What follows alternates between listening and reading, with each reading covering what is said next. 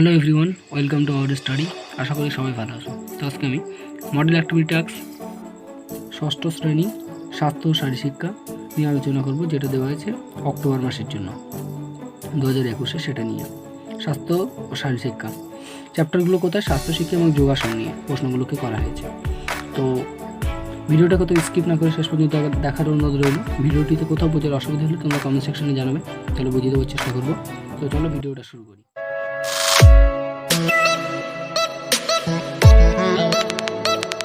দেখো, একের দাগের প্রশ্নগুলো কী করতে হবে, শূন্যস্থান পূরণ করতে হবে। প্রথম কোশ্চেনটা কী বলা আছে, কয়ের দাগে দেখো, রোগ ড্যাশ হলে আমাদের শরীর দুর্বল হয়ে যায়। তো আমাদের অ্যান্সারটা কী হবে এখানে, সংক্রামিত হলে, মানে রোগ যদি আমাদের শরীরে সংক্রমণ ঘটে তাহলে আমাদের শরীর দুর্বল হয়ে যায়। ক্ষয়ের দাগে কি, অসংক্রামক রোগ, যেগুলো সংক্রমণের মাধ্যমে আমাদের শরীরে ঘটে না, সেই রোগগুলো জিনগতভাবে ড্যাশ থেকে আসে। তো জিনগতভাবে পূর্বপুরুষ থেকে আসে, মানে আমাদের বাবা ঠাকুরদা এরকমভাবে আসে, পরস্পর আসতে থাকে। এগুলোকে বলা হয় পূর্বপুরুষ থেকে আসা, জিনগতভাবে পূর্বপুরুষ থেকে আসে।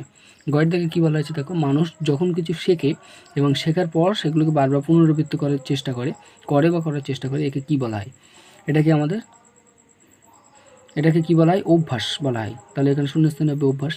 তারপর দেখো দুইয়ের দাগে কী বলা হয়েছে দেখো, বোর মধ্য থেকে সঠিক উত্তরটি নির্বাচন করো, মানে অনেকগুলো অপশান দেওয়া আছে, তার ভিতর থেকে সঠিক উত্তরটি নির্ণয় করতে হবে আমাদের। তাহলে কয়েক দাগের কোশ্চেনটা কী বলা হয়েছে দেখো, দীর্ঘক্ষণ শরীরচর্চার সময় শারীরিক দূরত্ব বজায় রাখা সত্ত্বেও কি মাস্ক ব্যবহার করা উচিত? তাহলে এটা আমাদের কী হবে, হ্যাঁ, কারণ শারীরিক দূরত্ব বজায় রাখা সত্ত্বেও মাস্ক ব্যবহার করতে হবে, কারণ সেই সময় দীর্ঘক্ষণ শরীরচর্চা করলে কি আমাদের বারবার শ্বাস বার করতে হয়।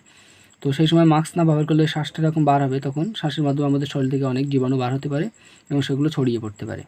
তো তার জন্য আমাদের কী করতে হবে, এটাকে যাতে ছড়িয়ে না পড়ে তার জন্য আমাদের আটকানোর জন্য কি মাস্ক ব্যবহার করতে হবে। হকি, কোন ভিটামিনের অভাবে শিশুদের রাতকানা রোগ হতে পারে? তো অপশান কি, ভিটামিন এ আছে, ভিটামিন সি এবং কোনোটি না। এর মধ্যে অ্যান্সারটা আমাদের হবে কি, একের দাগের অপশান, মানে ভিটামিন এ। গয়ের দাগে দেখো কি, পরোপকার এবং সমাজসেবামূলক কাজ করা, এটা কি অভ্যাস, সুঅভ্যাস, কুঅভ্যাস না কোনোটি নয়? এটা অবশ্যই ভালো অভ্যাস, মানে এটা সুঅভ্যাস হবে একের দাগের অ্যান্সারটা। আবার কি, খাবার থালা বাসন, ঘরের দাগে দেখো, খাবার থালা বাসন মাজার জন্য কোন ধরনের জল ব্যবহার করা উচিত? তো অবশ্যই খাবার থালা বাসন মাজার জন্য পরিষ্কার জল বা জীবাণুমুক্ত জল, এরকম মানে যে জলে জীবাণু থাকে না, পরিষ্কার জল ব্যবহার করতে হবে, সেটাকে ভালো বইয়ের ভাষায় বিশুদ্ধ বলা হয়। তো সেটা তাহলে অপশানটা কী হবে এখানে, দুইয়ের দাগের বিশুদ্ধ জল। উমার দাগে দেখো কী বলেছে, মানবদেহে জলের প্রয়োজন হয় কেন? রক্ত সঞ্চালন করতে, সাহায্য করতে, পরিপাক ও দেহ গঠনে সাহায্য করতে, দেহকোষে জলের সমতা বজায় রাখতে, না সবকটি ক্ষেত্রে? এখানে দেখো সবকটিতেই আমাদের জলের প্রয়োজন হয়। রক্ত সঞ্চালন বলো, পরিপাক বা দেহের গঠনে সাহায্য করতে বলো, দেহকোষে জলের সমতা বজায় রাখতে বলো, সবকটি ক্ষেত্রে আমাদের লাগে, তো জলের প্রয়োজন হয়। তো অপশানটা তাহলে কী হবে, চারের দাগ, সবকটি ক্ষেত্রে।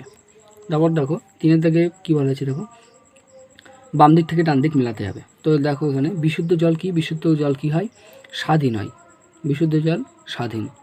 আলো কি, আলো কিসের জন্য ব্যবহার করা হয়? দৃষ্টিশক্তির জন্য আমরা আলোকে ব্যবহার করি। আর বিশুদ্ধ বায়ুটা কি, দেখো বিশুদ্ধ বায়ু হচ্ছে বর্ণ এবং গন্ধহীন হয়। তো এখানে মেলাচ্ছি, বিশুদ্ধ জল হচ্ছে স্বাধীন, আলো হচ্ছে দৃষ্টিশক্তি এবং বিশুদ্ধ বায়ু হচ্ছে বর্ণ ও গন্ধহীন। তারপরে কোশ্চেনে আসো, চারের দাগে, এখানে দেখো চার দাগে এখানে দেখো একটা যোগাসন দেওয়া আছে। সেই যোগাসনটির প্রথমে আমাদের কি করতে হবে দেখো, যোগাসনটির বলা হয়েছে যোগাসনটির নাম লেখো, শনাক্ত করে এটাকে দেখে যোগাসনটির নাম লেখো এবং যোগাসনটির অনুশীলন পদ্ধতির পর্যায়গুলি বর্ণনা করো, উপকারিতাগুলি তালিকাভুক্ত করো। এখানে দেখো তিনটে ভাগ দিয়েছে। প্রথমে 1 নম্বর কি, যোগাসনটিকে শনাক্ত করতে হবে। তারপরে 3 নম্বরের উত্তরটা কী লিখতে হবে, যোগাসনটা করতে যে পদ্ধতিগুলো আমরা অবলম্বন করি সেটা লিখতে হবে। আর 2 দাগে কি, 2 নম্বরে যেটা আছে তার জন্য কী লিখতে হবে, ওই যোগাসনটার উপকারিতা, মানে কী জন্য আমরা যোগাসনটা করব সেই বিষয়ে লিখতে হবে। তো দেখো এখানে আমি কী করলাম, প্রথমে যেটা বলা হয়েছে দেখো, প্রথমে বলা হয়েছে যে যোগাসনটিকে দেখে যোগাসনটিকে শনাক্ত করো, মানে কি যোগাসন সেটা বলো। তো প্রথম দেখো যোগাসনটিকে দেখে আমরা বলছি যে যোগাসনটি কি, যোগাসনটি হচ্ছে দেখো, যোগাসনটি দেখে বোঝা যাচ্ছে একটা নৌকার মতো হয়েছে যোগাসনটি। তো এই যোগাসনটিকে আমরা কি বলবো, নৌকাসন বলবো। তারপরে দেখো 3 নম্বর উত্তর, 3 মার্কস দিয়ে যে উত্তরটা লিখতে হবে সেটা হচ্ছে, এই অনুশীলনের পদ্ধতির পর্যায়গুলি বর্ণনা করো। এখানে দেখো এই নৌকাসন পদ্ধতিতে করতে যে পদ্ধতিগুলো আমরা অবলম্বন করি সেগুলো হলো দেখো এখানে কি, প্রথমটা হচ্ছে প্রারম্ভিক অবস্থা। প্রথমে আমাদের কী করতে হবে, প্রারম্ভিক মানে প্রথম পর্যায়ে আমাদের কী করতে হবে, প্রথমে কী করতে হবে, মাটির উপর 2টি পা জোড়া করে উপুড় হয়ে শুতে হবে, তারপরে হাত ও মাথা দুপাশে সোজা থাকবে এবং হাতের চিটও মাটির উপরে থাকবে। প্রথমে আমাদের শুতে হবে কীভাবে সেটা আমাদের বলা হয়েছে। তারপরে দেখো নৌকাসন করতে গেলে কী করতে হবে। 1 নম্বর কী করতে হবে, এরপর 2 হাত মাথার দুপাশে রেখে 2 হাতের তালু করজোড় করতে হবে। এবং 2 নম্বর কী বলেছে, দেখো এই অবস্থায় পিঠ মাটিতে রেখে শরীরের ঊর্ধ্বাংশ ও নিম্নাংশ মানে উপরের অংশ এবং নিচের অংশটা যতটা সম্ভব মাটি থেকে উপরে তুলতে হবে যাতে নৌকার মতো দেখতে লাগে। তাহলে আমরা এখানে পর্যায়গুলো পড়লাম যে প্রথমে কীভাবে শুতে হবে, তারপরে আমাদের হাতটাকে মাথার দুপাশে রেখে কীভাবে তালু করজোর করতে হবে এবং শরীরের উপর অংশ মানে কোমরের উপর অংশ, ঊর্ধ্বাংশ মানে কোমরের উপর অংশ এবং কোমরের নিচের অংশ মানে পা, এগুলোকে আমরা কীভাবে তুলে মানে নৌকার মতো কীভাবে আমরা ধারণ করব নৌকাসনটা করার জন্য। তো সেই পদ্ধতি অবলম্বন করতে হবে।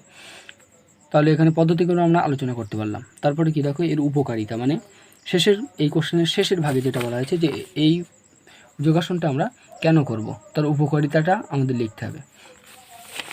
তো দেখো এখানে উপকারিতা কি, এই আসন অভ্যাসের ফলে কি হয়, পেটের মাংসপেশি সুস্থ হয় ও সবল থাকে এবং ডায়াবেটিস রোগীর ক্ষেত্রে এই আসন খুবই উপযোগী।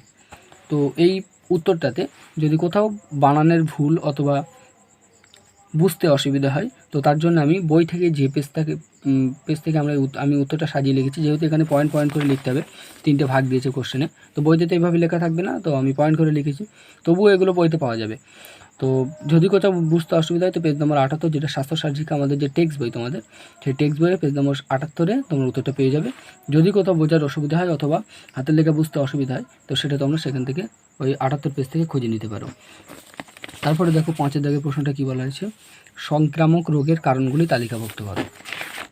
দেখো সংক্রামক রোগের কারণ মানে যেগুলো সংক্রামিত হয় সেই রোগের কারণগুলি কী কী, এটা দেখো তোমরা যদি হাতের লেখার পদ্ধতি বুঝতে না পারো তো পেজ নম্বর 27 টেক্সট বই তোমাদের যে স্বাস্থ্য শারীরশিক্ষা স্কুল থেকে দেওয়া হয় সেই বইটা থেকে তোমরা খুঁজে নিতে পারো যদি কোথাও বোঝার অসুবিধা হয়। তো দেখো এখানে কয়ের দাগে কী লিখলাম, সংক্রামক রোগের কারণগুলি লেখো, 3 নম্বরে দেওয়া হয়েছে। তো এই নম্বরে 6টা লিখলে হবে, অনেকগুলো যেহেতু বইটা আছে তার ভিতরে 6টা লিখলেও হবে। তো দেখো এখানে ক আমি 6টা লিখেছি। এখানে ক দেখো কি, ব্যক্তিগত স্বাস্থ্যবিধি না মানার ফলে হতে পারে সংক্রামক রোগ, শরীরের রোগ জীবাণু সংক্রমণের ফলে হতে পারে, খাদ্যের জীবাণু সংক্রমণ বা বিষক্রিয়ার ফলে হতে পারে, মহামারী ছড়িয়ে পড়ার ফলে হতে পারে, দূষিত জল পান করার ফলে হতে পারে, শিশুদের যথাযথ টিকাকরণ না করার ফলেও সংক্রামক রোগগুলো আসতে পারে।